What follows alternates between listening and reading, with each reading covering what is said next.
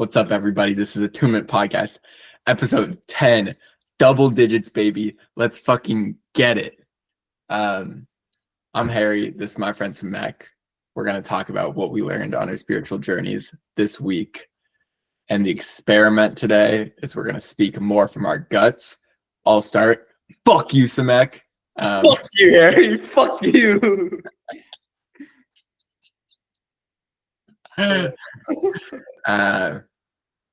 And we're gonna start with Samek. And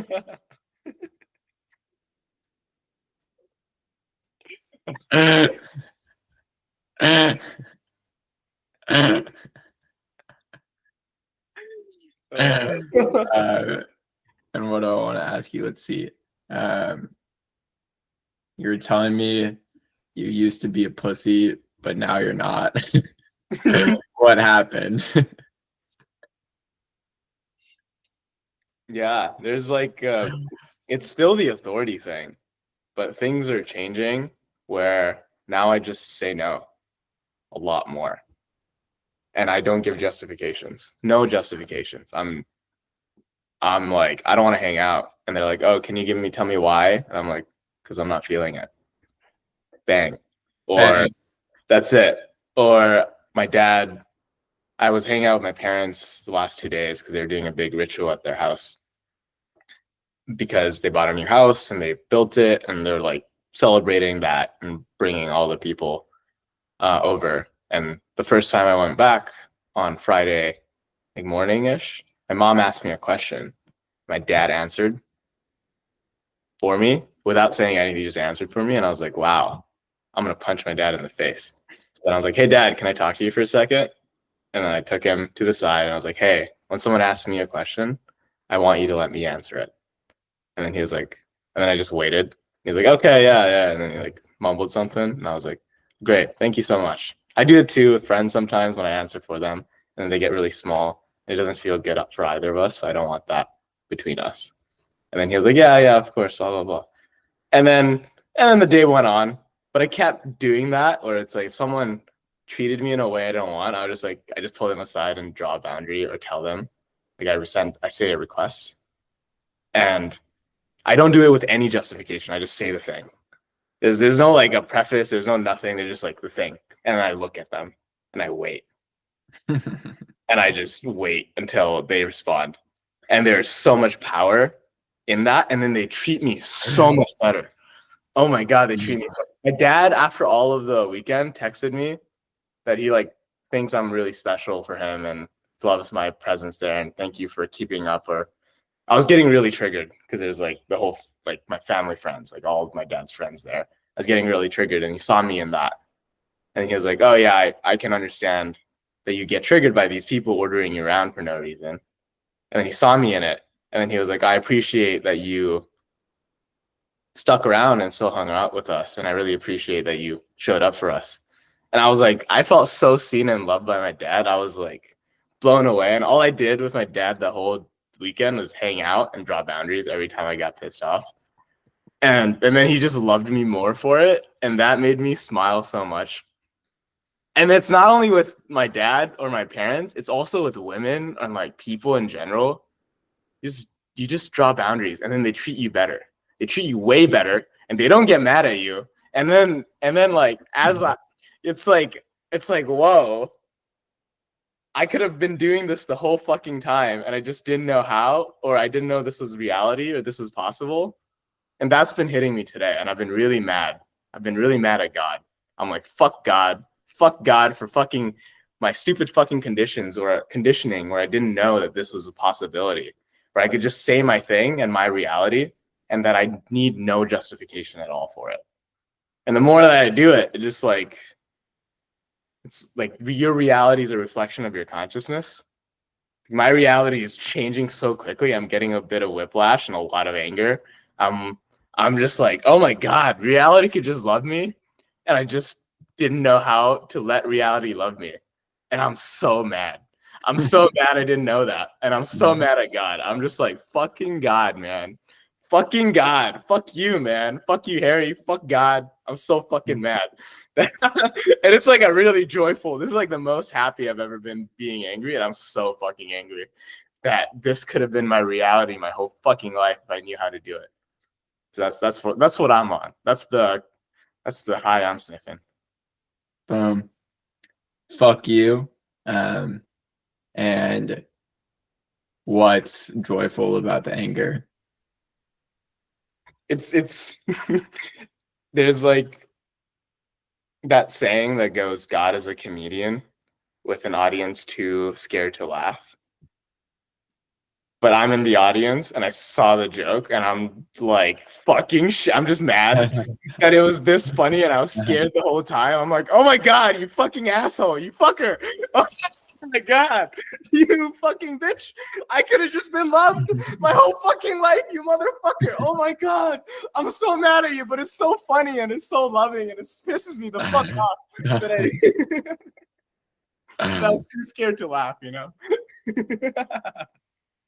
It's just like, oh, I can just say what I want and draw boundaries for what I don't want, and people will respect me for it, and people will treat me like a human being. And if I see myself as less than human, then they will see it in me too. It's so like enraging, but like in a good way. What do you think, if anything, is upstream of drawing boundaries for you? What is allowing you to draw boundaries now? It's power. It's authority. And what about it? If I'm scared of my dad, there's no way I'm gonna be like pulling him aside to draw a boundary. But so what's the new relationship with your power or authority? Is it that you own it? Is it that you no longer think it's dangerous? Is it blah, blah, blah? What is it? It's all of those.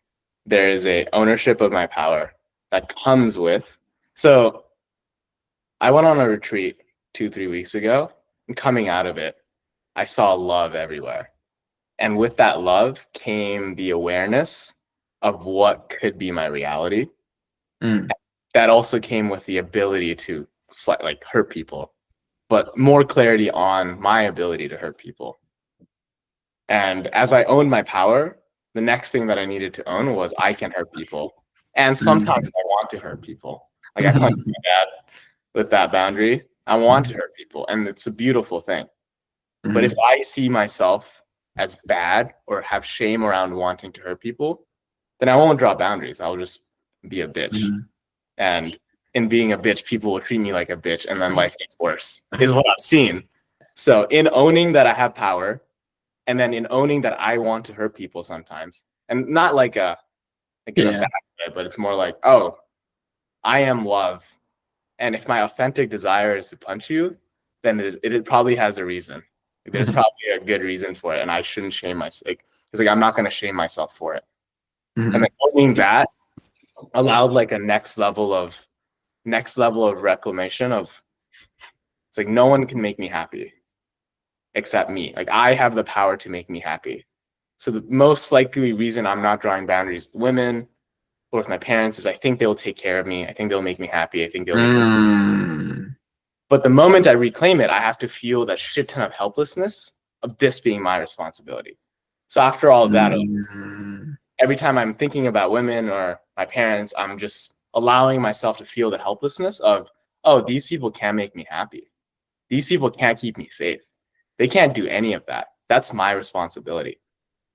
And in reclaiming that, reclaiming my power, reclaiming my ability to hurt people, then it just becomes doing what I want. And then that allows for a clean boundary. But that took a few, this has been the journey for a while. And that I feel like this is it's like I've reclaimed my sword, I've reclaimed my voice, and I've reclaimed my vision. And I'm now moving forward in life, in the way that I want to, as myself. Big self, myself, just self. I'm being myself, and it's okay. That's what it feels like. And I'm so mad at God that I could have been doing this my whole fucking life. That's the anger. That's the divine rage that I have right now. Joyful rage. Fuck you. That sounds awesome. I'm jealous. You're a bitch. That sounds great.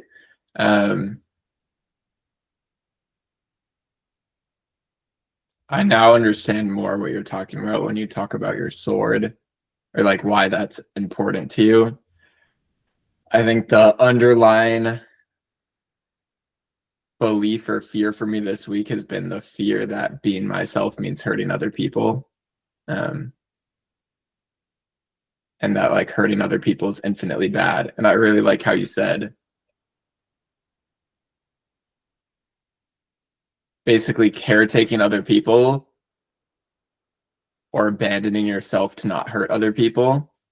Caretaking other people presupposes that other people can basically save you or caretake you or protect you or make you happy.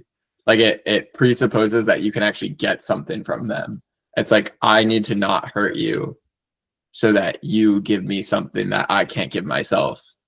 And it's like, wait, it's probably like mostly, in the deepest sense, mostly nothing that anyone can give you that you can't give yourself. And so like, you're abandoning yourself for nothing in the deepest sense. Yeah, that fucking pisses me off, bro. Oh my god. I've been abandoning myself for nothing my whole fucking life. And fuck God for teaching me that that was how I should live.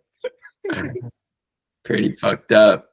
Pretty fucked I guess up. God really wanted to hear this podcast.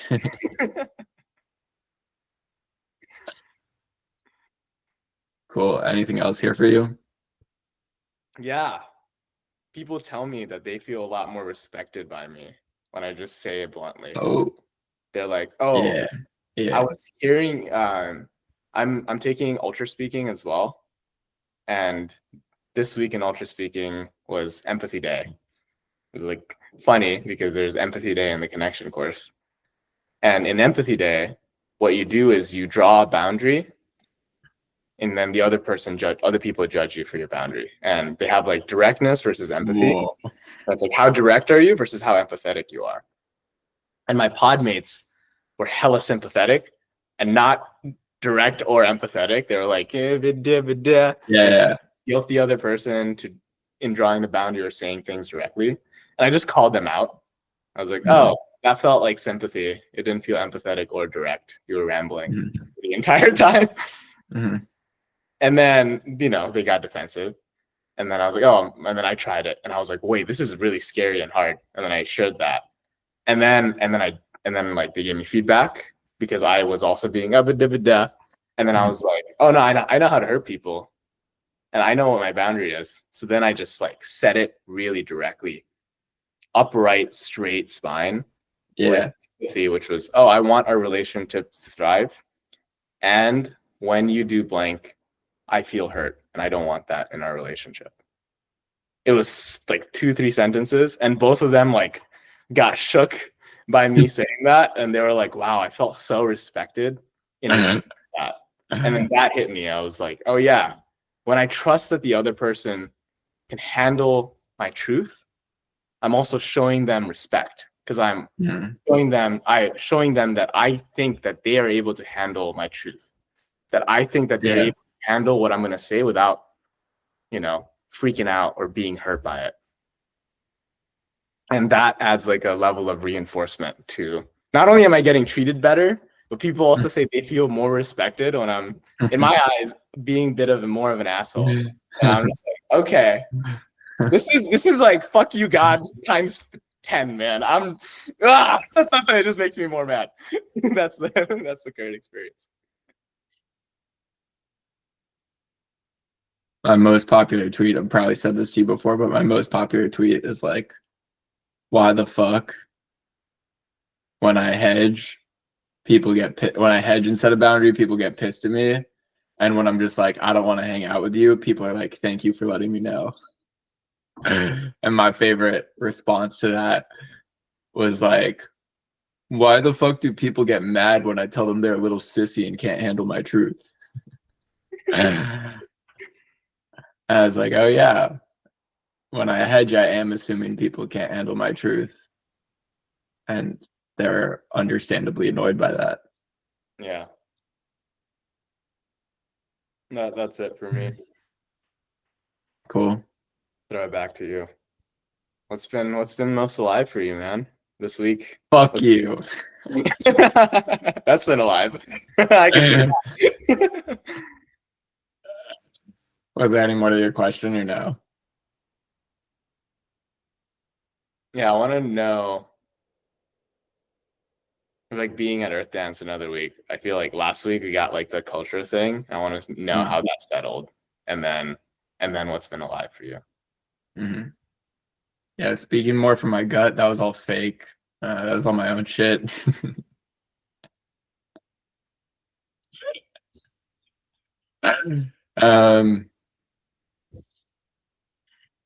A big part of it, honestly, is that I'm a little bit tired because I'm like just doing more manual labor and exercising more than I normally do, and just like eating different foods and new place and you know the deal.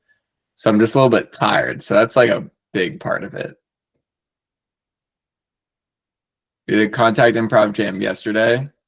I mean, maybe like 3 or 4 big times, and then like in smaller portions, I've like received a tune touch from a person for an extended period of time.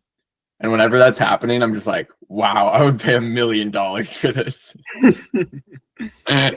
Like, there's like I've done 2 bodywork sessions with a couple of the people here, and that's one thing, and that's pretty dope. But to be in like a actual sandbox, actual free reign social environment, and to have someone of their free will choose to like hold me and just like give me a tuned loving touch is just like, what the fuck?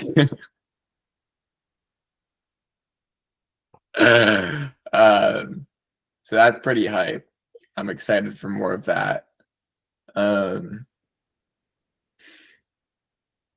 you ask me more specifically what you're curious about? I'm curious about the grief. Oh, yeah. I mean, I literally wrote a blog post this week that was just called Grief. Did you read that? I did. Yeah. Highly recommend this song. It's called The Waters of March. Aguas de Marco is the original version. I learned it on guitar. It's really cool.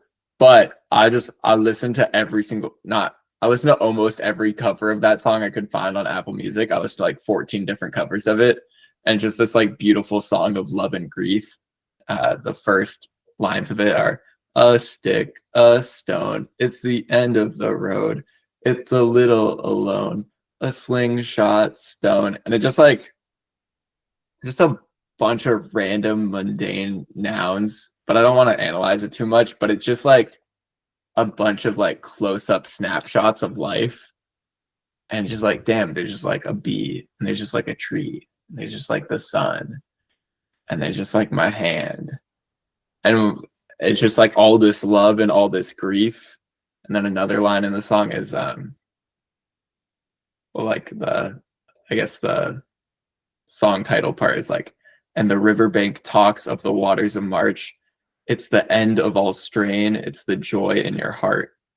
Banger.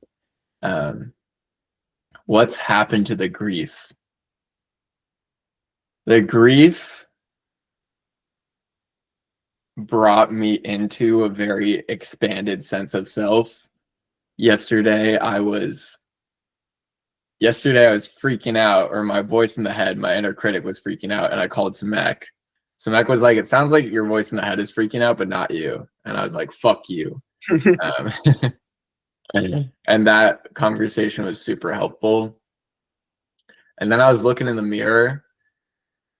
And normally if I looked in the mirror and I was thinking about this kind of thing, it would be like, oh, there's a paradox. Like the observer is observing the observer. And so the observer is part of what's being observed. And so it's like infinitely recursive. And there's no what's happening. But I was in this state that's like, which we were also talking about, that was just like, there's just experience. And so it was just like, oh, it's just the visual field. And there's like my sense of self, and there's like intellectual thoughts, and there's like sensation. Like there's just experience. And I was like, whoa, that's weird that there doesn't, like, I can see through the seeming paradox there. So the grief, I guess, turned into like a shit ton of resistance and a really loud inner critic, and now it's just like a more expanded sense of self, and some tiredness. Yeah.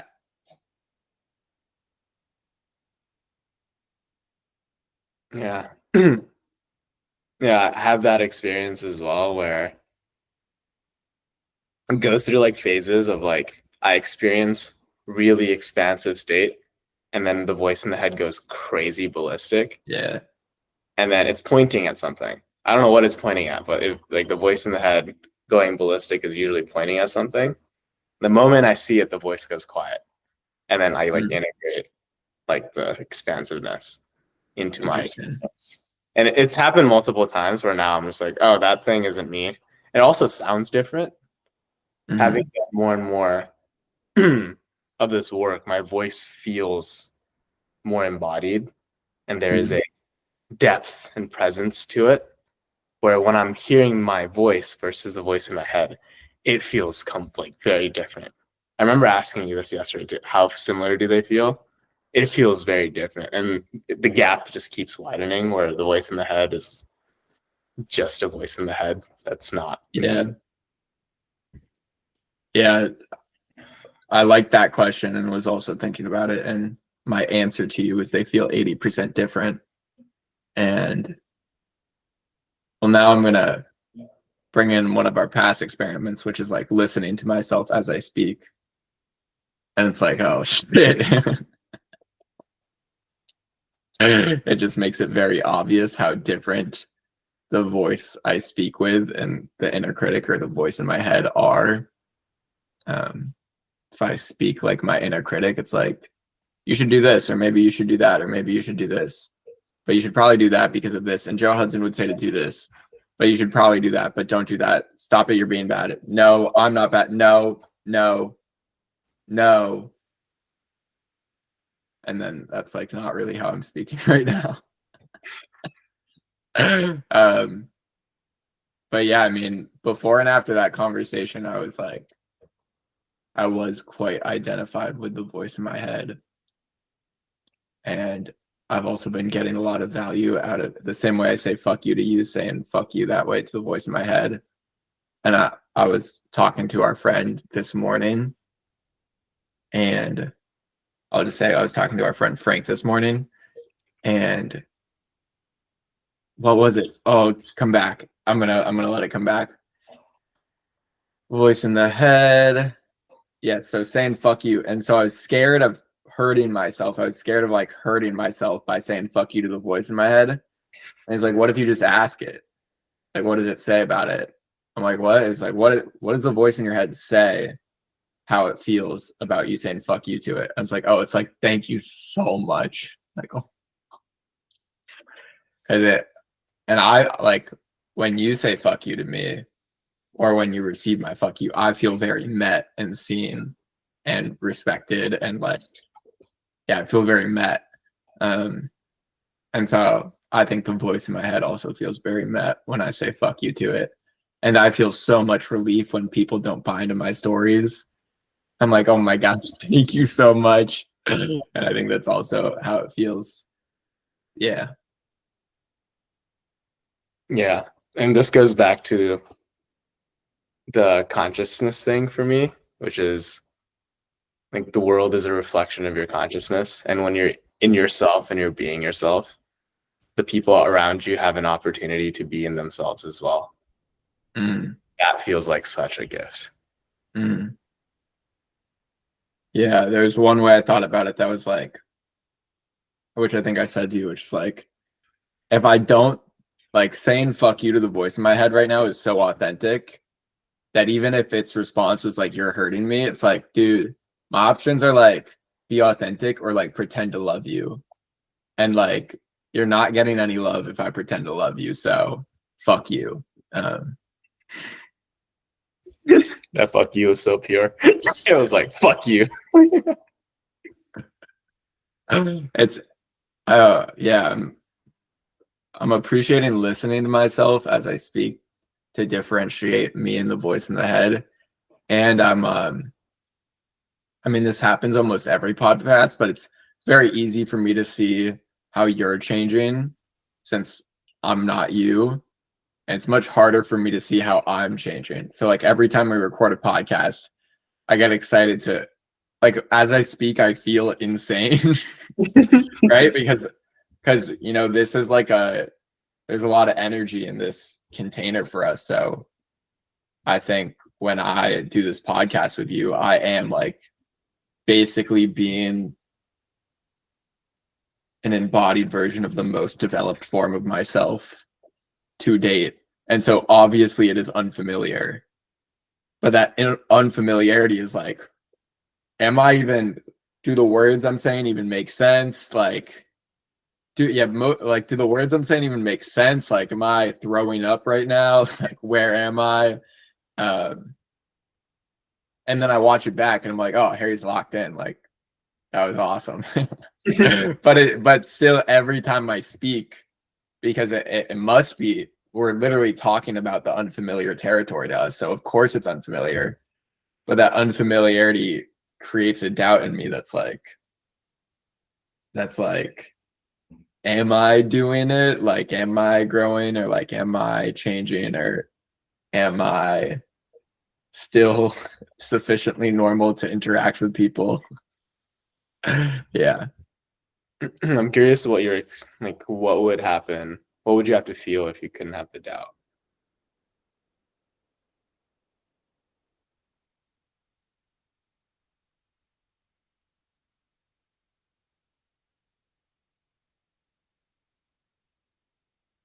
Podcast network error, and we're back.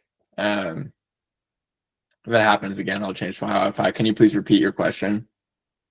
Yeah, generally doubt is hiding an emotion. So I'm curious, if you couldn't have the doubt, what would you be feeling?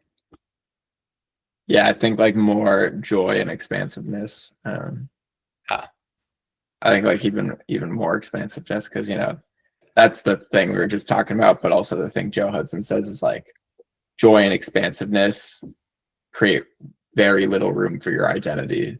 And so it's like, I mean, and right, the questions I was asking are basically versions of like, who am I? And like, am I still me? Yeah. And it's like, well, kind of. You're still like being a competent human, but you're kind of not the same Harry. Mm-hmm. I'm like, oh, that's weird. There's also like a joy and expansiveness, but grief and helplessness aspect. There's like slivers of that's keeping you from really feeling the joy and expansiveness, is what I'm noticing. I think that's true. Yeah. Fuck you.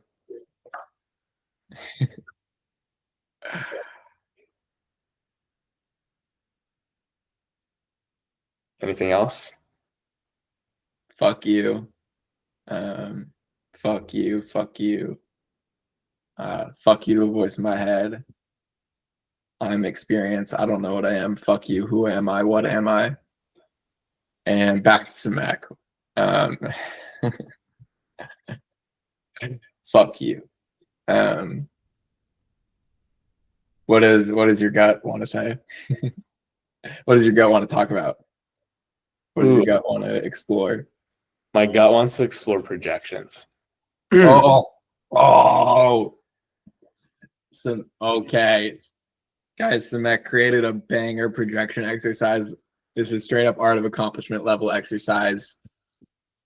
But take it away with whatever you want. We'll get to it. Yeah, so art of accomplishment connection course, the last day, vulnerability day. What you're basically is doing is just listening to the voice in the head and expressing it out to someone as them. It's like, instead of saying what the voice in the head says to me, it's like, I should do this, I'm not good enough. You should actually be better than this person. Look at them, they're so wise, blah, blah, blah. Instead of doing that, you project it out is the connection course exercise where I'm like, Harry, you're not good enough. Harry, you're stupid. Harry, you're actually going to be blah, blah, blah. And there's also a positive side where it's like, Harry, you're so awesome. Harry, you're so big and smart and intellectual. Harry, blah, blah, blah. And my experience of that was both of them projected outwards doesn't feel good or true. So me and a friend of mine were discussing the voice in the head and how we want to express it or work with it. And the general experience of reality being a projection of your consciousness made the experience of expressing my voice in the head back to me like an idea that came up for us where it was like, oh, the voice in the head wants us to know something and wants us to claim something that we're not claiming that's being projected out into the world. If it's saying I'm not good enough in comparison to person, then I'm saying that person is awesome or smart. And I'm not claiming that smartness or that goodness myself. So we came up with an exercise, which was basically like, I would say something to Harry. So person A would say something to person B about what they're projecting onto them. So it's like, Harry, you're so awesome and smart and big. And then Harry would say it back to me. Samek, you're so awesome and smart and big. And then I would say it to myself. I am so awesome, smart, and big. Oh, and then I'd feel it and claim it and love it. And I would do that for negative things. It's like, Harry, you talk too much and you're too in your head. So like you talk too much and you're too in your head. And then I claim it. I talk too much and I'm too in my head. It's like, of course I talk too much. And of course I'm in my head. And then in the act of claiming it, like the judgment goes away. There's more love and there's an acceptance of, oh, that's okay too. And that's lovable too. That makes me feel more whole. And the specialness outside of me becomes less special and I give less power to it. Yeah. So can I rip to real quick? Yes, go for it. All right. Samek, you're very big and expansive and changing really quickly and very precocious. Harry, you're really big and expansive and changing really quickly and very precocious.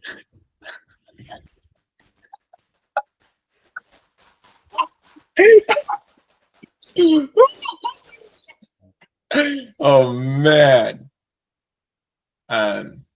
Wow. I'm very big and expansive and changing very okay, let me feel it when I say it. I'm very big. Okay, let me also look at you.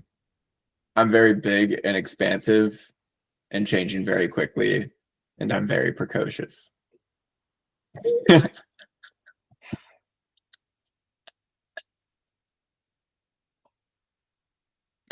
Wow, banger.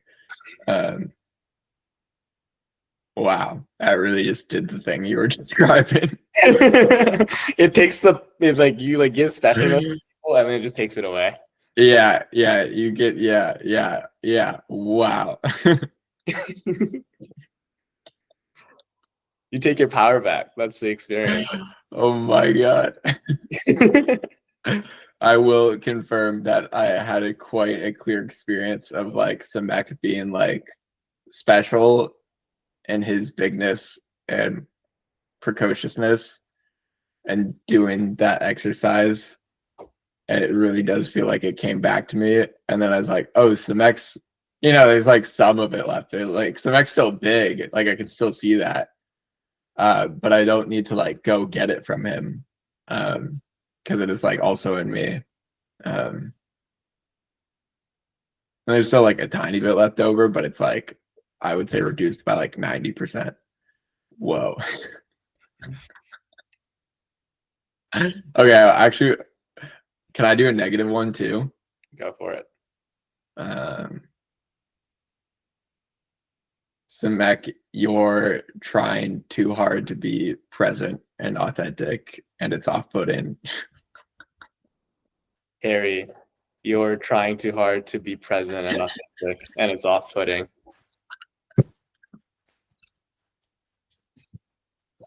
Oh my god. I'm trying too hard to be present and authentic, and it's off-putting. I want to say that again. I'm trying too hard to be present and authentic, and it's off-putting. Oh, this is such a fucking good exercise. Oh my god.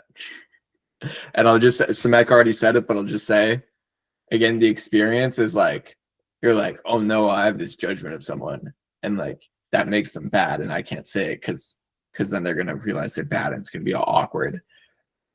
And then you say it, and then they just say it about you, and you're like, oh wait, that's totally true, and this is so fucking funny.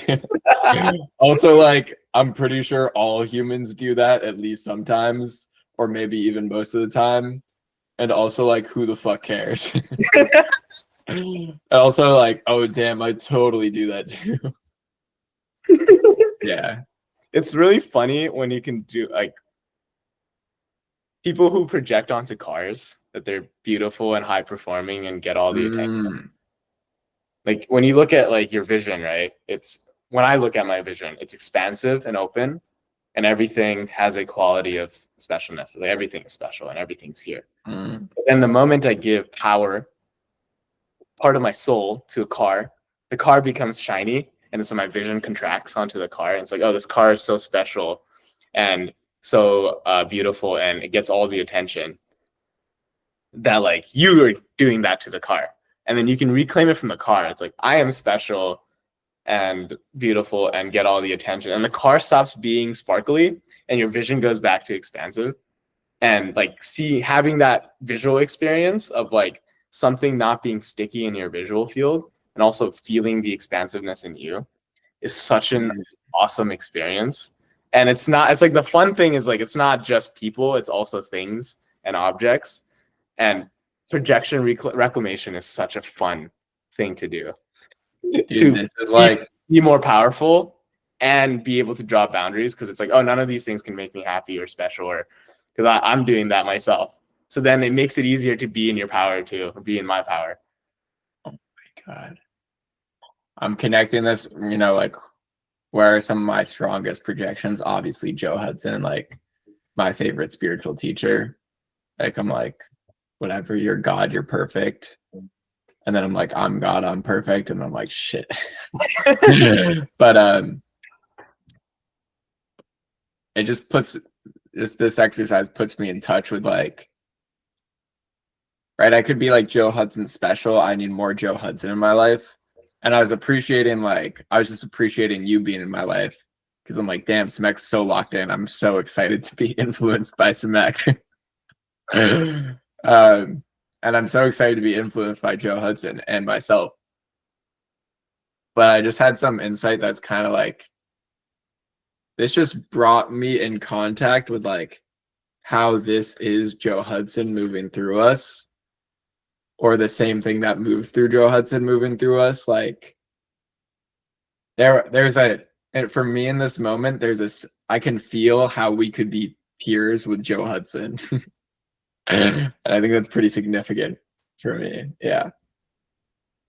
Yeah.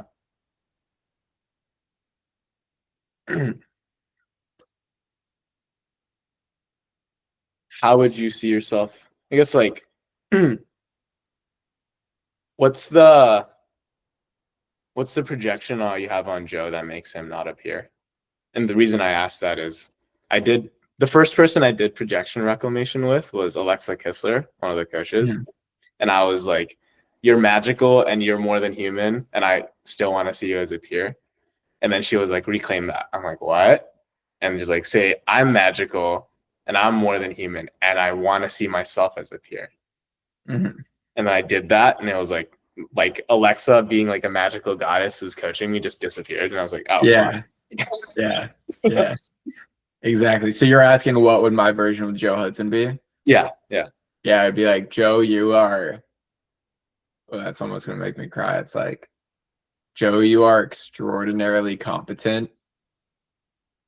You are extraordinarily competent and wise on so many levels. I'll leave it there. And you want to see him as a peer? Well, I mean, I could say that, but that's not part of the projection. You know what I'm saying? Okay. And what's it Do like? I want to? Yeah.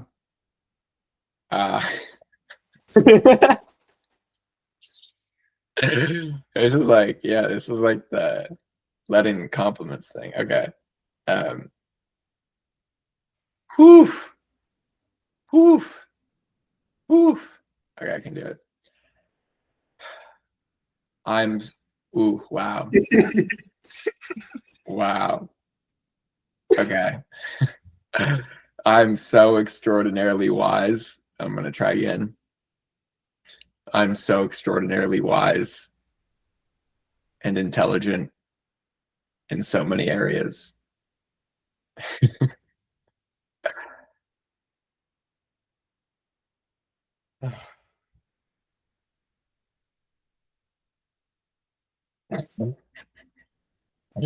I get why you're mad at God. Yeah, bro. Fuck God. Damn.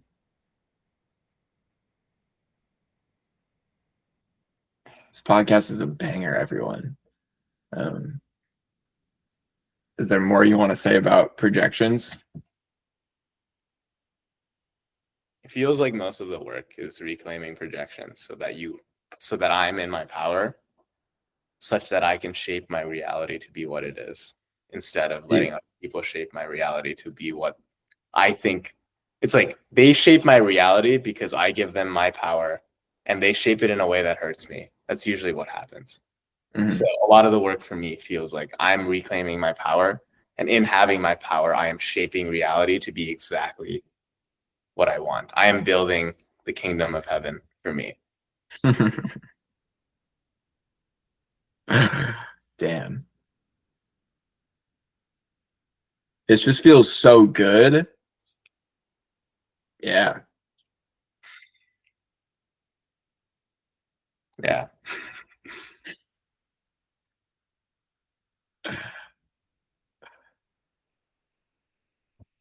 Anything else on projections? Anything else on this one? That was it. All right, sick. Yeah. Yeah. So what's your growth edge? What's coming up for Harry? Fuck you. Fuck you. Fuck you. Fuck you.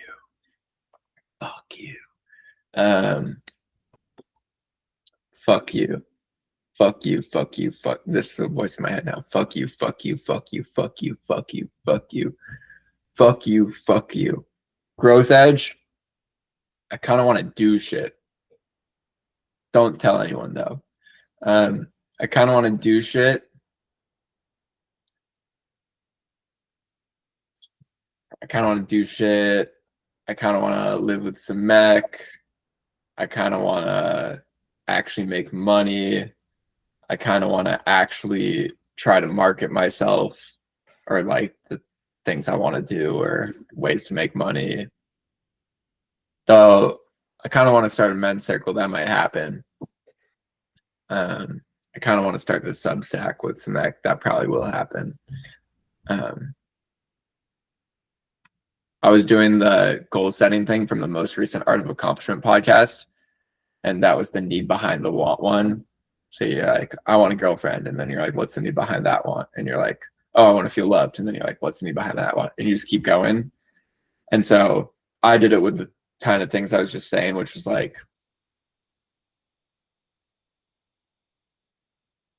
you know, market myself, make money, do shit, live with my friends. And the thing I got to, all the needs behind the wants, like 10 iterations. The bottom was, I want to have my arms around my comrades in a circle in this moment as we go for it. Capital G, capital F, capital I, go for it. And we're doing that right now. So fuck everyone, shut the fuck up, get out of my face. And what's my growth edge? My growth edge is like intentionally creating that for myself and like intentionally cultivating that. Because in the past, I've had a tendency to believe the voice in my head such that like I start to expand, and then my voice in my head is like that feeling of expansion, like it starts to resist. And then it's like the expansion is actually oppression. The expansion is actually oppression. The expansion is actually oppression. And then I'm like, oh my God, I feel so oppressed by being expansive and powerful and wanting and creating.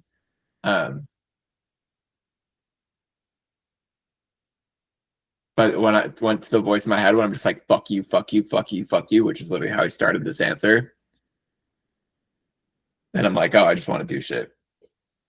And I love the thing Joe Hudson said, oh my God, in the Goals podcast, which was like one answer to a question. He's like, oh, like doing shit or creating shit or following your wants, paraphrased, might be wrong.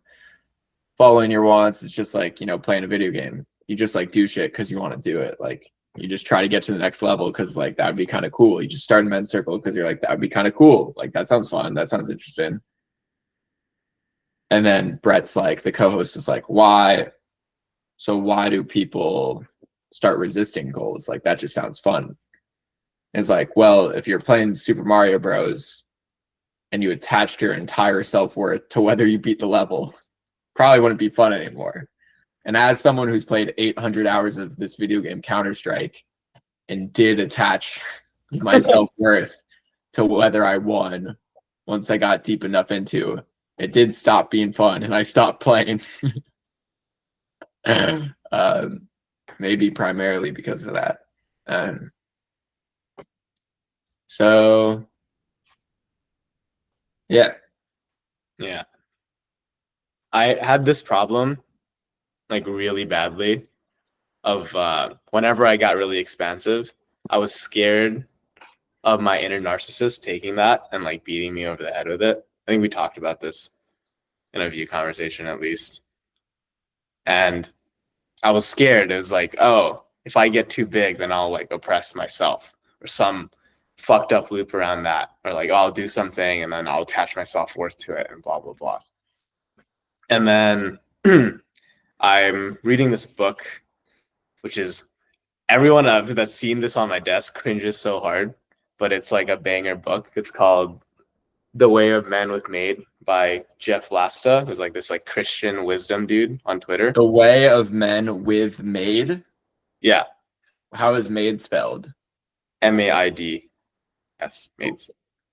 Oh, with maids. Yeah. Can you show me the cover? For God and Christian wisdom for becoming a man who wins at love. Boom. Boom. And it's such a good book on masculinity. And it has like a section on how the Navy SEAL, like they have a prayer on how to reduce anxiety. And it goes, I take a deep breath and relax. And then say, I'm okay. Getting this doesn't make me any better. Losing this doesn't make me any worse.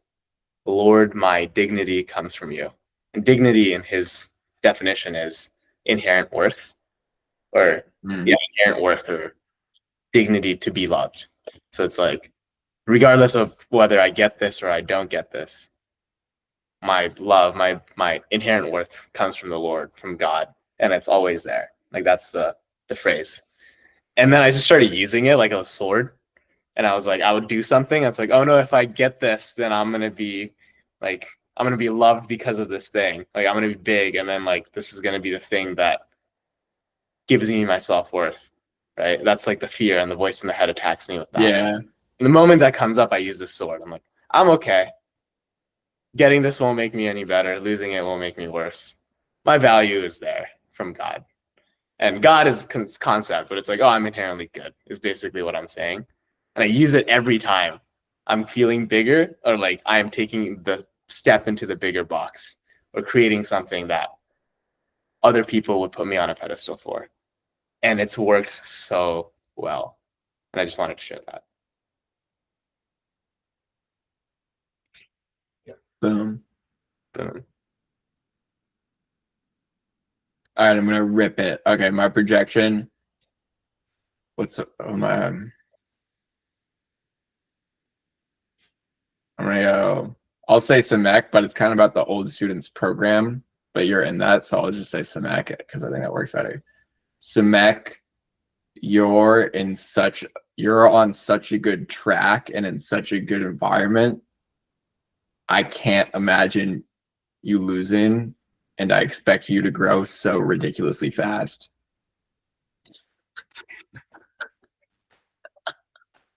It's a long one. You can paraphrase. Actually, let me make it shorter. I think this is actually worth it. Yeah. I think it's better. Samek, you're on such a good path. I think you're going to grow ridiculously fast. Nice. Harry, you're on such a good path, and I think you're going to grow ridiculously fast.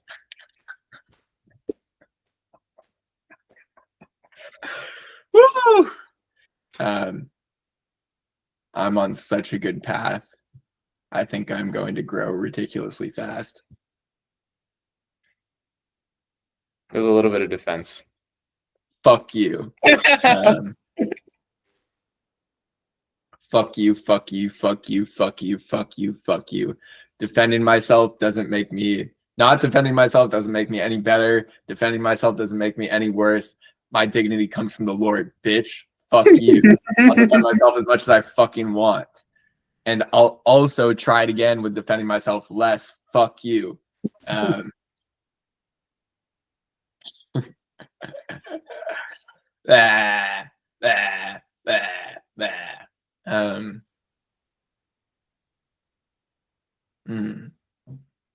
see. I'm on a very good path. I'm on a very good path, and I think I will grow ridiculously fast. Fuck you. Oh, that felt like it hit. Oh. Fuck you. Thank you. Yeah.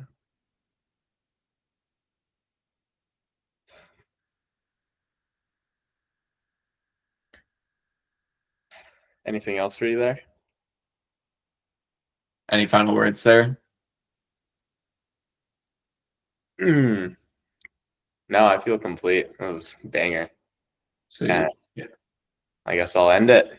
Thank you everyone for watching and joining us for the 10th episode of the Attunement Podcast.